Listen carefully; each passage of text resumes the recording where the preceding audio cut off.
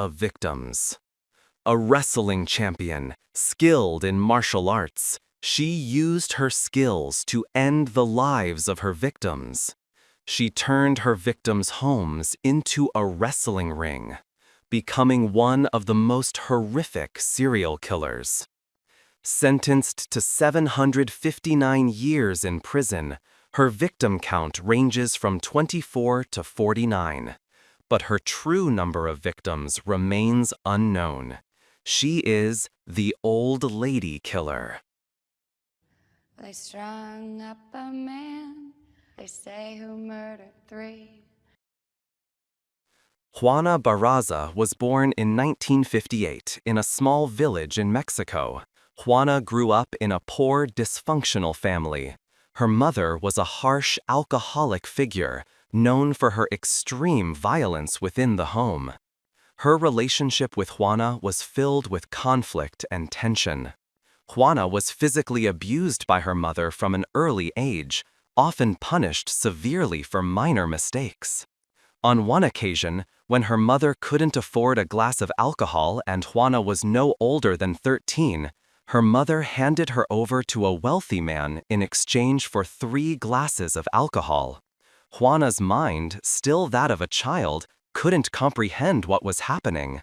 She kept waiting for her mother to come and save her. But time passed and no one came. Instead, her new owner, who had acquired her for 3 glasses of alcohol, came. He tied her up and assaulted her, without any mercy for her childhood or her humanity. As a result of her mother's exploitation, Juana became pregnant with her first child, suddenly transforming from a teenage girl, still a child herself, into a single mother. Her life went from bad to worse. As she entered her teenage years, she began to show signs of rebellion and anger, and decided to run away from her family's home, heading to Mexico City to escape her past and search for a better life. Juana began a life on the streets, looking for any means to survive. Juana never married, but she became a mother to 4 illegitimate children. Neighbors described her children as friendly and Juana as a kind person. Juana's relationship with her children was stable, though marked by tragedy. Juana was proud that she had managed things on her own, playing the role of both father and mother to her children. Her eldest son died as a young man from injuries sustained when robbers attacked him with a baseball bat. Her second daughter married early and left home. Juana lived with her 2 youngest children, a 13-year-old boy and an 11-year-old girl. Due to financial hardship, Juana resorted to domestic work, selling goods on the streets, and sometimes theft. She also worked as a corn seller near a professional wrestling arena, and her heart became deeply attached to the sport. Wrestling was where Juana felt she truly belonged, seeing it as a safe haven to vent her anger and a source of income for her family. Juana pursued her dream and became a professional wrestler under the name Reina de la Muerte, or Queen of Death. Juana possessed physical strength and a powerful build, quickly gaining fame among wrestling fans. She was given the nickname La Dama del Silencio, the Silent Lady, as she didn't vent her anger through words, but stored it in her powerful fists. She gained some recognition, even if only in the wrestling ring. Despite her success in the world of wrestling, poverty and a sense of social injustice continued to play a major role in her life. Over time, her personal life became more complicated. As she aged, she began to show signs of anger and hatred, especially towards elderly women, perhaps due to her troubled relationship with her mother.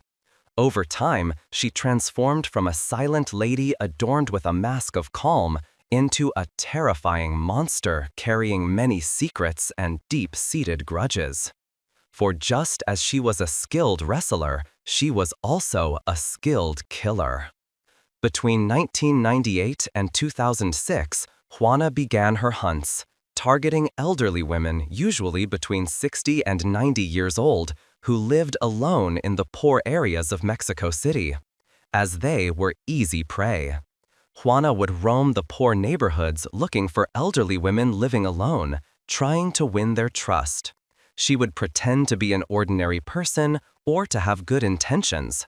Sometimes she would offer to help them carry their shopping bags or offer to help them clean their houses. Other times, she would pretend to be a nurse or a social worker offering a free checkup, or even a government employee who could enroll them in social welfare programs. When she entered a victim's home, she would start talking to them to build trust. As soon as the victim felt that Juana was no longer a threat, Juana would transform from a friendly woman into a ferocious beast. She would assault them with blows before strangling them to death, then plunder their money after taking their lives. Juana used to use ropes and heavy tools like hammers or anything available in the house that could be used as a weapon. She would strike the victims on their heads with force until they lost consciousness or died. Then she would clean the crime scene, dispose of any evidence that might point to her, and disappear, leaving behind many mysteries. It was as if she was trying to take revenge on her mother through the entire world. Juana had nearly 49 victims, one of her most prominent being Isabel Vivanco. Isabel was an 85-year-old elderly woman who lived alone, like many of Juana's victims. In 2003, Juana entered Isabel's home claiming to be a seller offering goods at discounted prices. She stayed and talked with her until Isabel felt at ease. After Isabel felt she could trust her, Juana assaulted her with blows, then strangled her with a rope. After killing her, Juana stole some family jewelry and cash. Isabel's body was found days later when neighbors noticed a foul odor coming from the house. In 2004, Ana Maria de los Reyes fell victim to Juana. Ana Maria was an elderly woman of about 76 years old who lived alone after her husband's death.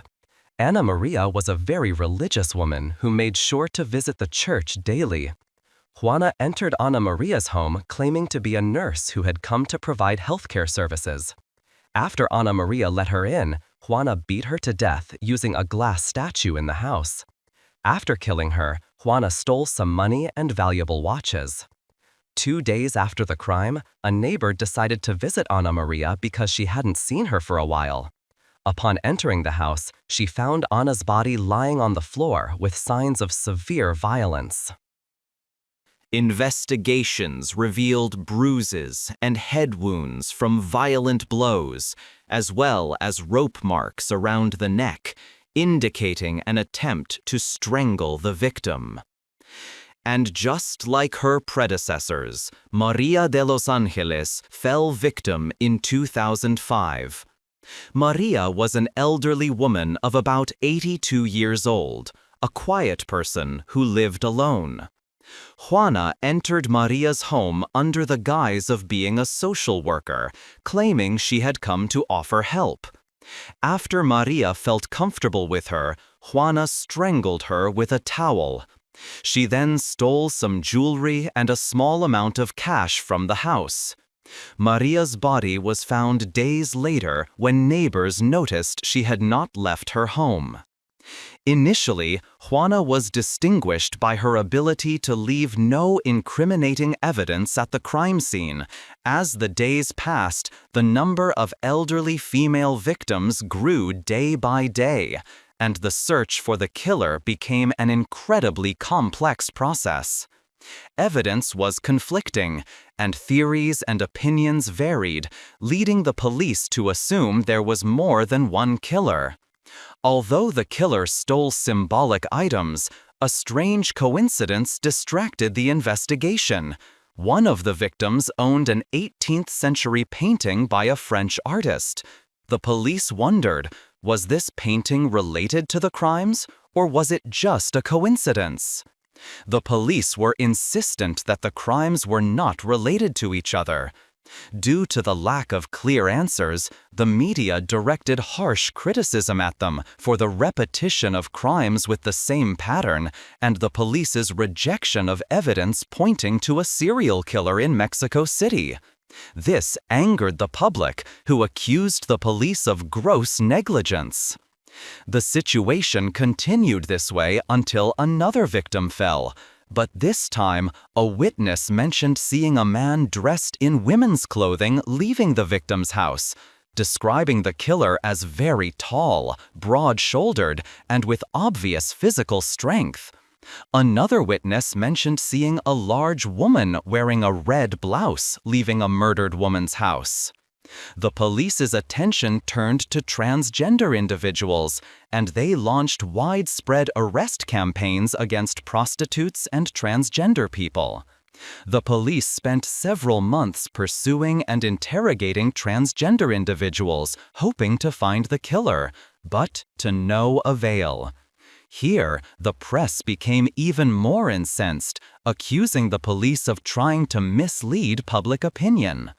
The authorities finally had to admit the existence of a serial killer. A police official announced a terrifying phenomenon sweeping the city, in general, and elderly women living alone in particular.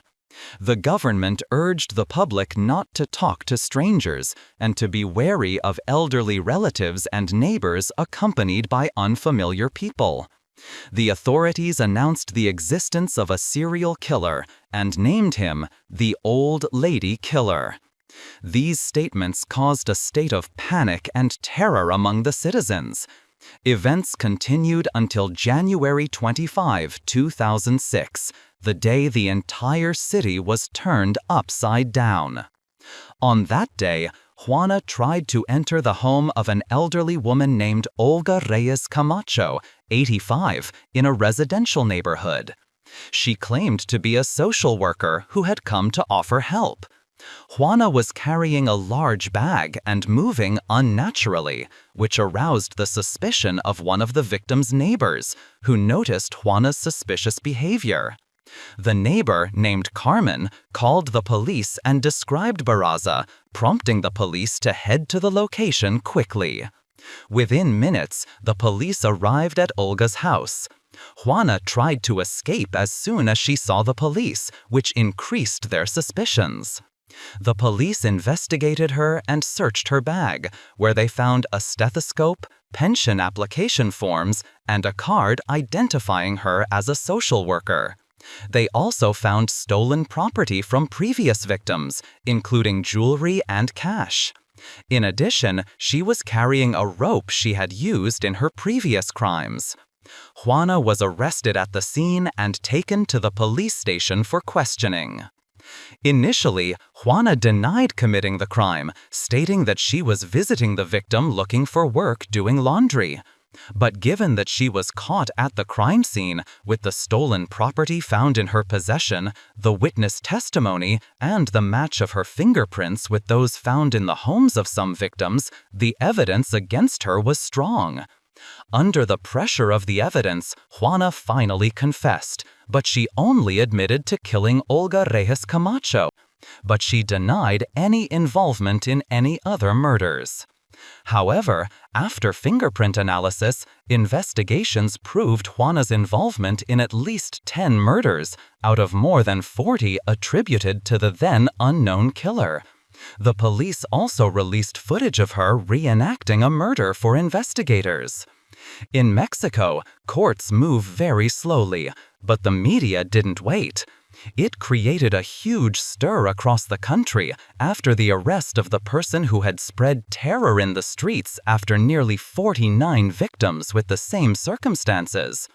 The trial lasted from 2006 to 2008, and during that entire period, the police were only able to prove her guilt in 16 murders, in addition to other charges like theft and forgery. When asked about the motive for all these crimes, she simply said, "I got angry." On March 26, 2008, she was sentenced to 759 years in prison. Juana showed no emotion when she heard the sentence. She was sent to the women's prison in Tepepan. Although the maximum prison sentence in Mexico is 60 years, and she will not serve more than that, the 759-year sentence was symbolic to show the gravity of her crimes and will not be carried out literally. She is expected to remain in prison until 2066. Joanna is spending the remainder of her days away from the world she terrorized for many years.